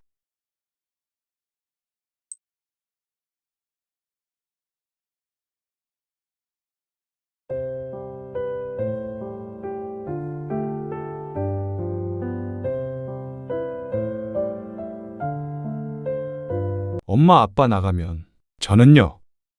너도 네 살 길 찾아야지. 원룸을 구하든 고시원을 구하든 해서 나가. 아니, 갑자기 그게 무슨 말이에요? 말했잖냐? 더 이상은 너 뒤치다거리 못하겠다고. 엄마 아빠도 우리 인생 살 거야. 언제까지 네 인생만 책임져 줄 수 없어. 그렇게 가버리면 저는 굶어 죽으라고요? 최소한 돈은 벌 때 그러셔야죠. 너무하신 거 아니에요? 부모 없다고 굶어 죽는 30대 청년이 어디 있냐? 어? 훨씬 사정이 안 좋은 사람도 잘만 벌어먹고 살아. 너만 부모에게 기생해서 사는 거야. 제가 무슨 기생충이라도 돼요? 다를 게 뭐가 있어? 그러다가 엄마 아빠 병들어 죽으면 그때는 어떻게 하게? 누나한테 붙어 살래? 오늘 이야기 속 주인공은 63세 황정옥 씨입니다. 그리고 그녀의 아들에 관한 이야기이죠. 그녀는 가끔 친구들이 하는 불평을 듣고 한숨을 쉬었습니다. 결혼한 자식들이 부모를 신경 쓰지 않아 섭섭하다고 저들끼리 불만을 토로하는데 황 씨는 솔직한 심정으로 내 자식도 제발 그랬으면 싶었습니다. 부모는 더 이상 신경 쓰지 않아도 되니 제발 결혼해서 사람 구실하며 살길 바랐습니다. 황 씨의 아들은 36의 나이에도 부모 집에 얹혀 살며 밥만 축내는 백수였습니다. 직장에 들어가지 못하는 자식들이 모두 밥만 축내는 것은 아닐 것이었습니다. 황 씨도 아들이 열심히만 산다면 얼마든지 뒷바라지를 해줄 마음이 있었습니다. 지금까지 그렇게 해왔고 말이죠. 하지만 밑빠진 독에 물 붓기도 이제는 지쳤습니다. 이제 와 보니 독에 밑이 빠진 게 아니라 그냥 와장창 깨져 있는 독인 듯 했습니다. 그동안 황 씨 부부만 허송세월을 보낸 것 같았습니다. 이미 나이는 들었고 우리 노후도 걱정이 되는데 사지 멀쩡한 젊은 아들 뒤치다거리 하느라 몸도 마음도 달아버렸습니다. 이러다가는 아들이 40이 되어도 신이 되어도 그 생활비를 대며 폐지를 줍고 있을지도 몰랐습니다. 늘 직장에만 들어가면 끝이 나겠지 생각했지만 이제는 끝이 보이지 않았습니다. 술 마시고 와서 행패를 부리고 삼시세끼 밥이나 차려달라는 아들의 철없는 말과 행동의 정이 뚝 떨어졌습니다. 아들을 인간을 만들려면 부모가 곁에 있어서는 안 되었습니다. 아들에게 독은 취업난이 아니라 부모의 도움이라는 걸 이제야 깨달았죠. 그래서 황 씨 부부는 떠나기로 결심했습니다. 황 씨는 딸이 하나 그리고 아들도 하나 있었습니다. 아들, 딸 모두 무탈하게 키웠다고 생각했습니다. 남들 하는 만큼 교육시키고 남들 하는 만큼 해주면서 말이죠. 부유하진 않았지만 그렇다고 자식들 공부 못 시킬 정도는 아니라 최선을 다해서 키웠다고 생각했습니다. 둘 모두 똑같이 말이죠. 하지만 결과는 조금 달랐습니다. 모든 자식이 똑같이 클 수는 없었지만 딸은 일찍이 좋은 대학을 졸업해 곧장 취업을 했습니다. 그리고 같은 직장에 다니는 남자를 만나 결혼을 한 지도 몇 년 되었습니다. 반면에 아들은 조금 다른 길을 가게 되었습니다. 대학을 재수해서 들어갔고 졸업 후에 취직도 되지 않았습니다. 학창 시절엔 성적이 딸과 비슷했는데 왜 그렇게 됐는지는 몰랐습니다. 처음에는 다들 운이 좋지 않아서 그런 것이라고 생각했습니다. 하지만 시간이 지나면 지날수록 그런 이유는 상관이 없어졌습니다. 30 넘어서까지 취직을 하지 못하는 것을 보면 단순히 운 문제는 아님이 명확했죠. 동민이는 아직도 안 일어났어? 아침 식사를 하기 위해 식탁 앞에 앉은 남편이 언짢은 기색을 보이며 황 씨에게 물었습니다. 그 물음에 황 씨도 한숨을 쉬며 대답했습니다. 아무리 깨워도 일어나야 말이죠. 밥도 차려주지 마. 황 씨도 그러고 싶은 심정이었습니다. 새벽까지 컴퓨터 앞에 앉아 있었던 모양인데 그놈의 게임을 또 시작한 모양이었습니다. 한동안은 정신 차리고 살겠다고 하더니 말이죠. 당신도 지금 나갈 거지? 가야죠. 황 씨는 식탁을 얼른 치우고 남편과 함께 집을 나섰습니다. 각자 다른 일터로 가는 것이었습니다.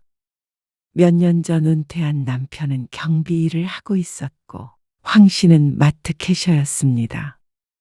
종종 출근 시간이 맞을 때면 이렇게 같이 나가는데 그때까지도 아들은 늘 꿈나라였습니다. 일찍 깨워보려고 노력을 안 했던 것은 아니었습니다. 황 씨 부부로서는 별의 별짓을 다 해봤다고 해도 과언이 아니었습니다. 집에서 쫓아내겠다고도 해보았고 생활비를 끊겠다고도 해보았습니다. 다만 그걸 실행하지 않으니 아들도 달라진 것이 없었겠죠. 아들 어느 회사 다닌다고 그랬지? 직장 동료가 함께 점심을 먹다가 문득 물었습니다. 뜬금없는 질문에 황 씨는 공격이라도 받은 표정이었습니다. 애써 표정을 가다듬고 대답했습니다. 아, 회사 다니다가 요새는 이직 준비 중이야. 아, 그래? 왜? 월급이 적어서? 안 그래도 우리 아들도 회사 옮기고 싶다고 그러더라고. 그런데 요새 취직이 쉽나?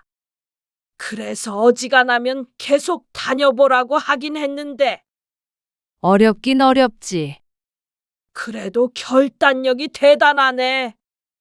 아, 이거 맛있네. 물엿을 넣은 건가? 황 씨는 어색하게 말을 돌렸습니다. 물엿 맛은 안 나는데. 다행히도 동료는 별말 없이 반찬에 대해서 이야기했습니다. 황 씨는 남몰래 가슴을 쓸어내려야 했습니다. 황 씨도 거짓말을 하고 싶어 한 것은 아니었습니다. 하지만 달리 할 말이 없었습니다. 30 중반까지도 한 번도 직장에 다닌 적이 없다는 말을 할 수는 없었으니 말이죠. 퇴근해서 집에 와보니 아들의 인기척이 들렸습니다. 보나마나 방에 틀어박혀 게임을 하고 있는 듯 했습니다. 동민아, 또 종일 그거만 하고 있는 거야? 식탁 위에는 자장면 그릇도 보였고 라면을 끓여 먹었는지 부엌도 어수선했습니다. 아, 벌써 퇴근했어요? 벌써라니. 지금 시간이 몇 시인데? 잠깐만. 말 시키지 말아봐봐. 나 이거만 하고요. 아들의 말에 황 씨가 뒤돌아섰습니다. 아들의 책장에는 책이 빼곡하게 꽂혀 있었는데 주제도 참 다양했습니다. 공무원, 공인중개사, 전기기술사. 한 사람이 공부하기엔 지나치게 여러 종류였습니다. 당연한 말로 그 무엇 하나 제대로 공부한 적이 없었습니다. 취업이 안 되자 제일 처음에 한 게 공무원 공부였는데 공무원 공부는 그나마 가장 길게 해서 4년 정도 했습니다. 계속되는 낙방에 포기를 하고 만일을 대비한다며 공인중개사 공부도 잠깐 했습니다. 그건 1년도 못하고 포기해버렸습니다. 그리고 3년 전에는 웬 창업을 준비하겠다고 해서 남편의 퇴직금을 일부 날려먹기도 했습니다. 그때만 생각하면 황 씨는 지금까지도 자다가 벌떡 일어날 정도였습니다. 지금은 또 다시 회사에 들어가겠다고는 하는데 뭘 준비는 하고 있는 것인지 몰랐죠. 처음엔 아들이 안쓰러웠습니다. 그래서 뒷바라지에 최선을 다했습니다. 밥 해주고 생활비도 주며 언젠가는 빛을 발할 날이 오겠지 생각했습니다. 동민이 아직 좋은 소식 없지? 그렇지. 사정을 알고 있는 여동생이 어느 날 전화를 걸어왔습니다.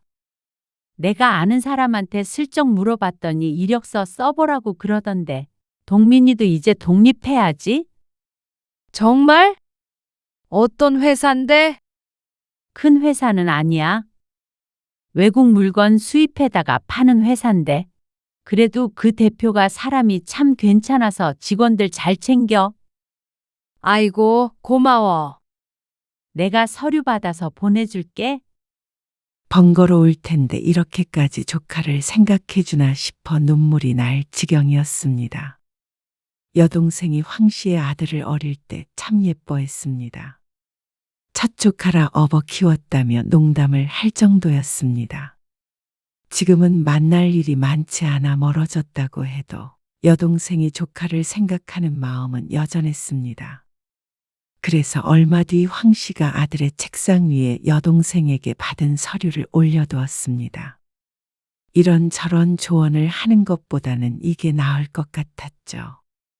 그런데 황 씨의 예상과는 다르게 아들은 크게 화를 냈습니다. 엄마, 이게 뭐예요? 누구 눈치 줘요? 눈치 주는 게 아니라 이모하는 사람 회사래. 거기 좋다고 너 추천해 준다고 하더라. 내가 이런 데 들어가려고 지금까지 이러고 있던 건 줄 알아요? 그렇지만 아들의 나이가 벌써 30 중반이었습니다.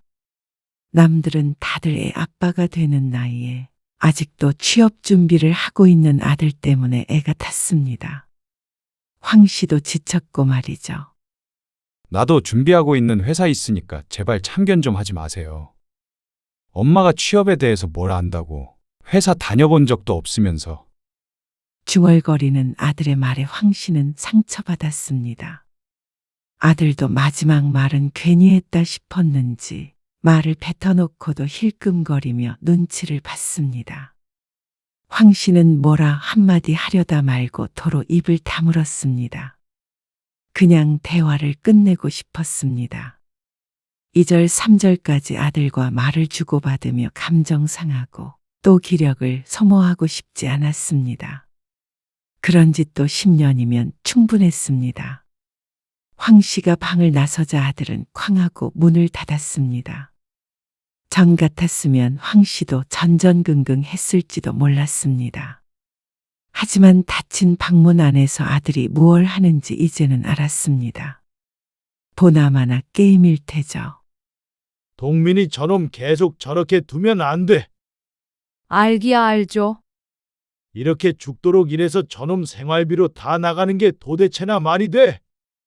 황 씨가 남편의 말에 침통한 표정을 지었습니다. 그리고 이거 봐. 남편이 퇴근길에 우편함에서 아파트 관리비 명세서를 들고 왔습니다. 남편의 손가락이 짚는 곳에 보이는 전기요금에 황 씨도 입이 쩍 벌어졌습니다. 집에서 하루 종일 에어컨 틀어놓고 종일 컴퓨터 게임하고 24시간 전기를 그렇게 사용하는데 전기요금이 안 나오고 배겨? 날이 더워져서 그런가 정말 살벌한 금액의 전기요금이 나왔습니다. 방뿐만이 아니라 황 씨 부부가 없을 땐 거실도 늘 차가운 온도를 유지하다 보니 이럴 수밖에 없었습니다. 남들이야 낮에는 출근하고 보통 저녁부터 집에 있으니 이 정도까지 나오진 않겠지만 황 씨 집은 온종일 모든 전자기기가 가동했습니다. 아들 때문이었습니다. 취직이 안 되면 알바라도 해야 할 거 아니야. 너 언제까지 부모 등골 빼먹을래? 결국 남편이 폭발했습니다. 아들은 입을 꾹 다물고 있었습니다. 그놈의 게임은 언제까지 할 거고? 네가 몇 살이야? 게임할 나이야? 지금 뭐가 중요한지 몰라서 그래? 저도 답답해서 그래요. 아들이 울분 섞인 음성으로 대꾸했습니다. 저도 힘들다고요. 그래서 숨 쉴 구멍이 필요해서 그런 거예요. 어떻게 사람이 계속 공부만 하고 계속 이력서만 써요?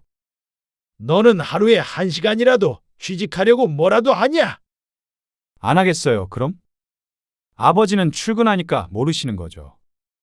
이 아버지 나이가 몇인데 경비 일하러 출근한다. 그러면 적어도 너는 그 시간만이라도 최선을 다해서 살아야 할 거 아니야. 그 말에 아들은 또다시 입을 다물었습니다. 남편이 아무리 잔소리를 해도 소용이 없는 것 같았습니다. 비슷한 대화를 한 달 전에도 했었고 그 전에도 했었습니다. 하지만 그때뿐이었습니다. 욕을 먹으면 한동안은 게임을 안 하고 열심히 하다가 또다시 슬그머니 한량으로 돌아왔죠. 그러던 어느 날이었습니다. 황 씨는 다니던 마트에서 해고 통보를 받았습니다. 허리도 아프고 손목도 안 좋아졌는데 돈을 벌기 위해 억지로 다녔던 마트였습니다. 남편도 말렸지만 그렇게 하지 않으면 황 씨 부부의 노후가 걱정이었습니다. 아들이 어쩔 때는 인터넷 강의를 신청한다고 돈을 가져갔고 또 어쩔 때는 면접 보는 양복을 사야 한다며 돈을 가져갔고 또 어쩔 때는 노트북이 필요하다며 카드를 긁었습니다. 다달이 성인 남성에게 드는 생활비도 무시할 수준이 아니었고 말이죠. 아들은 집에서 게임을 하지 않으면 종종 친구를 만나러 나가기도 했는데 그때도 10만 원씩 쓰는 것은 우스운 일이었습니다. 그래도 마트에서 받는 월급이 있기에 경제적으로 힘든 정도는 아니었는데 이제는 남편의 월급에 의지해야 할 판이었습니다.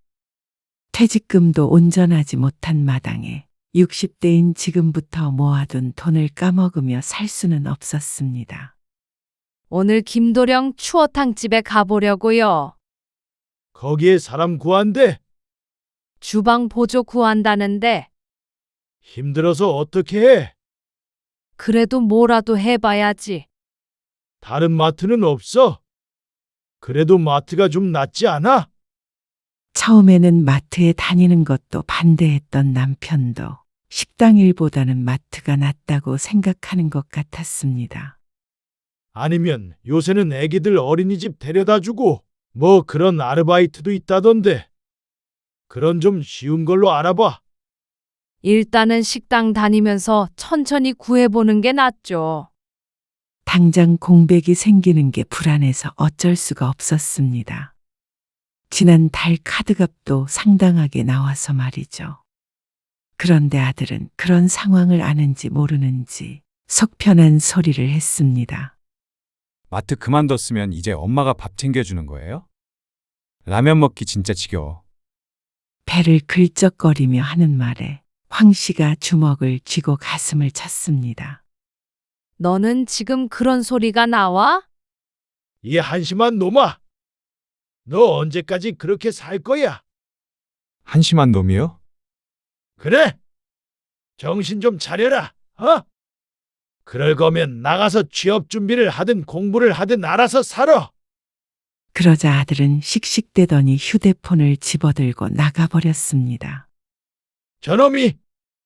그리고 황 씨 부부는 그날 부부싸움을 했습니다.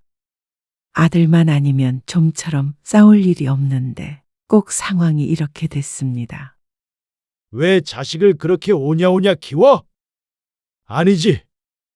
이제는 키우고 말고 할 나이도 아니잖아. 그 말에 황 씨는 할 말이 없었습니다.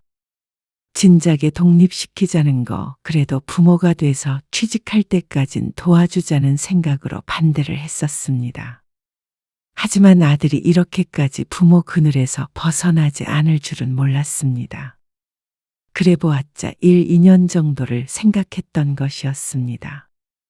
황 씨의 의도와는 많이 달랐습니다. 그래서 후회가 되었죠. 그래, 당신이 무슨 잘못이야? 그놈 정신 머리가 그런 것을. 동주는 잘만 살고 있는데. 형제간 비교를 해서는 안 되겠지만 딸은 굳이 황 씨 부부가 신경 쓰지 않아도 앞가림을 잘만 하며 살았습니다. 오히려 해마다 황 씨 부부 건강을 챙긴다고 보약도 지어주었습니다. 어째서 같이 키운 자식이 이렇게 됐는지 몰랐습니다. 그날 새벽까지 아들은 들어오지 않았습니다. 어디 갔나, 언제 들어오나 걱정하지 않을 참이었습니다. 몇 년 더 있으면 40이 될 아들이었습니다. 길에서 자빠져 자더라도 자기가 책임져야 할 나이였죠. 그런데 새벽 3시에 집에 들어온 아들은 난동을 부렸습니다. 제 딴엔 속상해서 술을 먹고 하소연을 하는 것 같았지만 아주 폭력적이었습니다. 옆에 보이는 공기청정기를 발로 차며 아들이 소리쳤습니다. 세상 어떤 부모가 자식이 돈 못 번다고 그런 식으로 말을 해요? 휘청거리면서도 발음은 무척 정확했습니다. 내가 뭐 어디 가서 사고를 치는 것도 아니고 말이야. 그렇다고 뉴스에 나오는 나쁜 놈들처럼 부모를 해코지 하는 것도 아니고 말이야. 아니, 비교를 해도 왜 그렇게 하는지 몰랐습니다. 쓰레기와 비교해서 덜 쓰레기가 되고 싶은 모양이었습니다. 제발 조용히 안 할래? 옆집에도 들릴 지경이었습니다. 남편은 가만히 서서 그 모습을 지켜만 보고 있었습니다. 내가 뭘 잘못했는데요. 나도 먹고 살아보려고 애쓴 죄밖에 없어. 애를 써. 네가 무슨 애를 써? 매일 게임만 하잖아. 그 정도 기분 전환도 안 하고 어떻게 살아. 사람이. 그 시간에 나가서 편의점 알바라도 했으면 내가 말을 안 해. 그딴 일을 누가 해. 그러자 남편이 큼지막한 걸음으로 성큼성큼 다가와 아들의 뺨을 내리쳤습니다. 아버지. 그러고서 아들은 황 씨를 쳐다보았습니다. 아버지를 말려달라고 하는 듯한 눈빛을 보냈고 황 씨는 그걸 외면해버렸습니다. 어쩌면 이 나이에도 매가 필요한 때인 것 같았습니다. 너 그따구로 망나니처럼 살 거면 다 때려치워.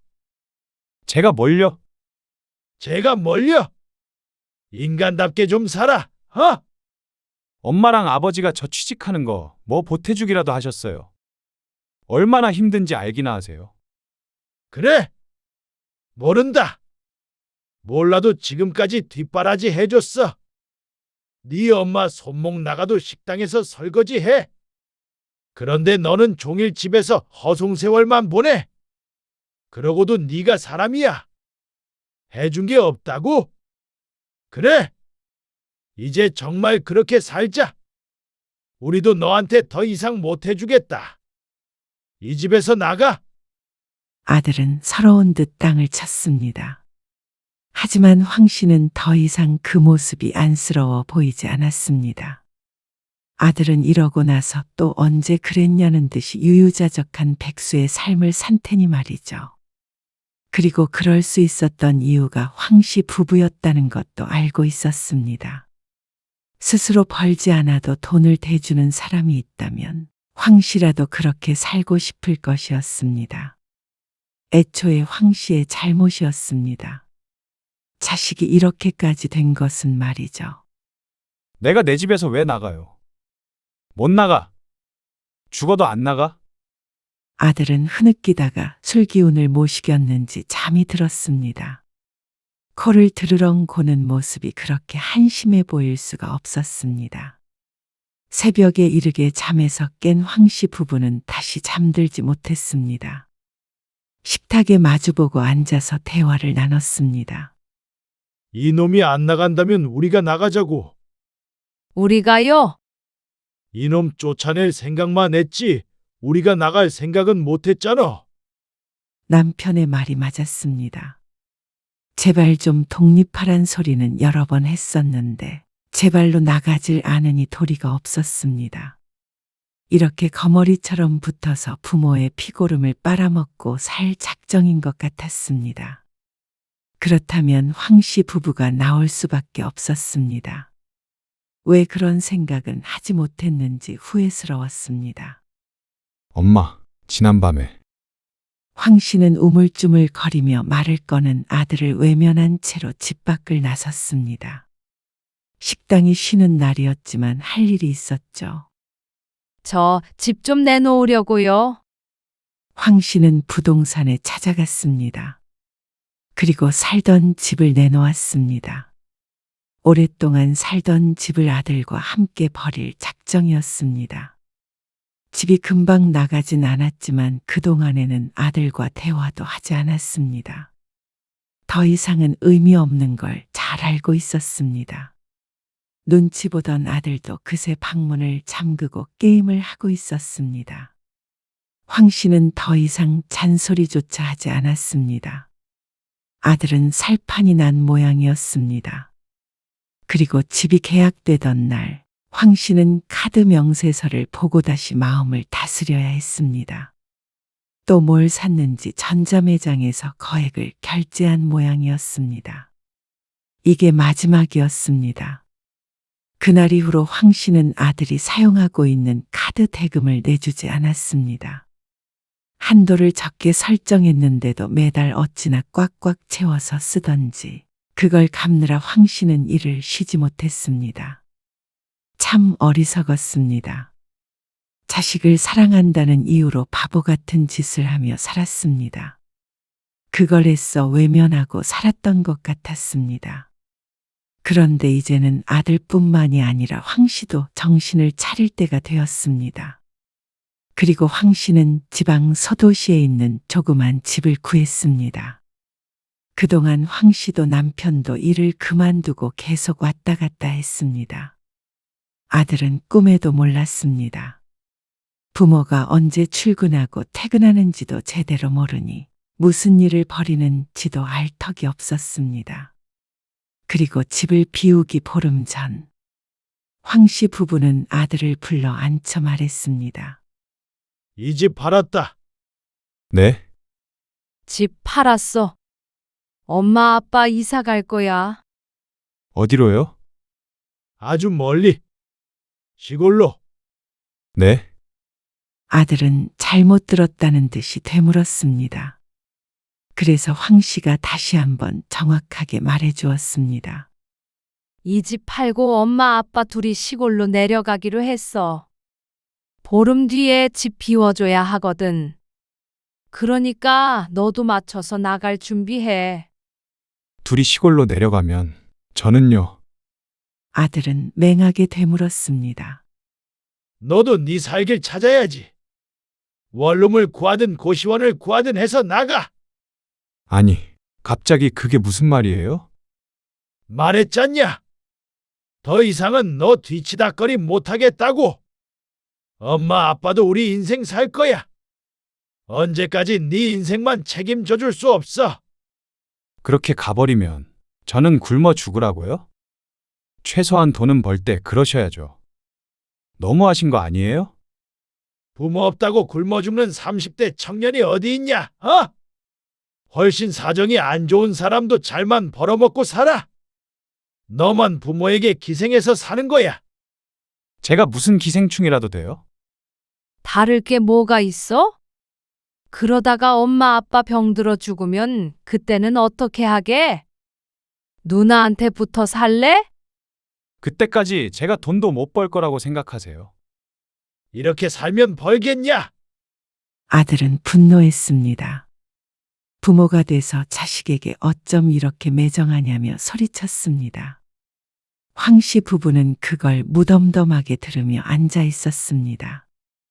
그리고 카드도 돈 안 내주셨죠. 진짜 부모 자식 연도 같이 끊어버리시게요? 그게 된다면 그렇게 살자. 뭐라고요? 그렇게 해야 너도 살고 우리도 살 것 같다. 아버지, 할 말은 여기서 끝이니까.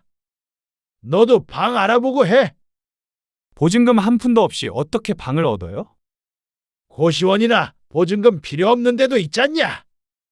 그것까지 일러줘야 하냐. 남편은 차갑게 대꾸하며 자리에서 일어섰습니다.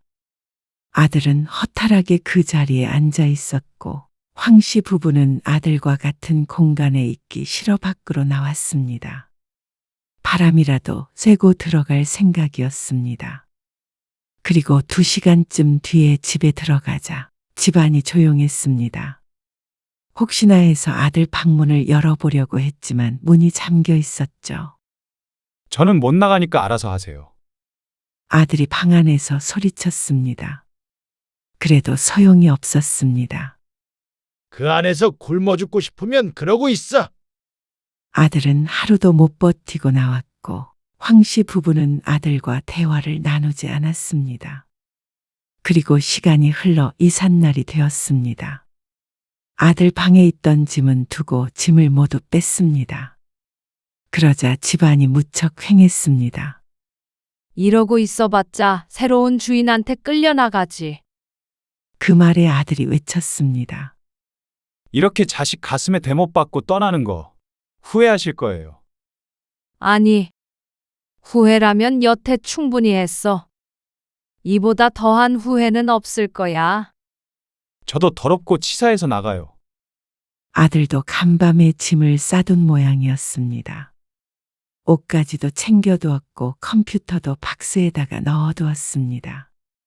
그것까지 보고 황 씨 부부는 차를 타고 아파트를 떠나왔습니다. 점점 멀어져 작은 점이 되어가는 아들의 모습을 오랫동안 눈에 담았습니다. 언제 다시 볼지 모르니 말이죠. 아들이 황 씨가 떠난 뒤에 정신을 차리고 살지는 모르겠으나 사람 구실을 하고 살면서 다시 부모를 떠올리게 될 때까진 시간이 좀 걸릴 것 같았습니다. 하루아침에 될 일이었다면 이러고 살지는 않았을 테니 말이죠. 황 씨는 그 뒤로 아들에게 연락하지 않았습니다. 간간히 딸에게 그 소식을 들을 뿐이었습니다. 아들은 처음에 누나에게 손을 벌렸다고 했습니다. 하지만 딸은 그렇게 된 이유를 알기 때문에 한 달 쓸 돈 100만 원만 주었고 그 뒤로는 일절 도와주지 않았다고 했습니다. 그 사이에 아르바이트를 구한 아들이 고시원에 들어가서 살며 돈을 벌었다고 했습니다. 그것만으로도 사람이 된 듯 보이는 게 신기했습니다. 카드빚 갚느라 고생 좀 하는 모양이에요. 그래도 어쩌겠어. 다 자기가 쓴 것을. 아르바이트만으로만은 살 수 없으니까 요즘엔 회사 면접 보러도 많이 다녀요. 걱정 마세요. 걱정은 무슨 걱정을 해. 이제 걔가 또 일 그만두고 중내 사내 해도 걱정 안 하기로 했어. 그 말이 사실이었습니다. 그래서 몇 달 뒤에 아들에게서 전화가 왔을 때 황 씨는 받지 않았습니다. 아들은 여전히 취직을 못한 상태였습니다. 여보, 당신한테는 안 왔어요? 한 번 왔어. 안 받았어요? 당분간은 안 봐도 제대로 살고 있다는 얘기 들으면 그때 생각해 볼 거야. 황 씨도 같은 생각이었습니다. 아직은 때가 아니다 싶었습니다. 도움을 청할 부모가 곁에 없다는 사실을 아들도 실감해야 했습니다. 사회에서 고생도 좀 해보고 여태 누리던 게 얼마나 안락한 삶이었는지도 깨달아야 했습니다. 그래야 남들처럼 치열하게 살 마음이 들 테니 말이죠. 그리고 시간이 흐른 뒤 아들에게서 문자 메시지 한 통이 왔습니다. 저 취직했어요. 돈 좀 모으고 제대로 된 집에서 살게 됐을 때 언제 한번 뵈러 내려갈게요. 그리고 죄송해요. 황 씨는 답장하지 않았지만 그래도 인생에 있어서 큰 짐을 하나 내려놓은 기분이었습니다. 이제야 좀 정신 차렸나 보네. 남편도 더 이상 말은 안 했지만 울컥하는 모양이었습니다. 황 씨는 그날의 결단이 참 잘한 일이라고 생각했습니다. 아들을 강제로 독립시킨 건 말이죠. 하지만 그날 아들만 부모로부터 독립한 게 아니었습니다. 어쩌면 황 씨 부부가 자식에게서 독립한 날이라고 생각이 됐습니다. 자식을 놓지 못하는 게 자신인 듯 했습니다. 이제서야 비로소 각자 살아갈 준비가 된 것 같았죠. 고추 좀 따올게. 밥 먹자. 시골의 삶은 도시보다 훨씬 좋았습니다. 집 팔아 남은 돈이 모두 여윳돈이 되었고 더 이상 아들에게 들어가는 돈도 없으니 생활도 여유로워졌습니다. 용돈벌이 정도는 여기서도 하고 있지만 그래도 전처럼 전쟁같이 살지는 않았습니다. 가끔은 시골의 한적함을 느끼며 지냈습니다. 이렇게 마음이 가볍고 평화로울 수가 없었습니다. 황 씨는 홀가분한 마음이 되어 휴대폰 화면을 껐습니다. 다음에 아들에게서 연락이 왔을 땐 답장을 해줄 수 있기를 바라며 말이죠.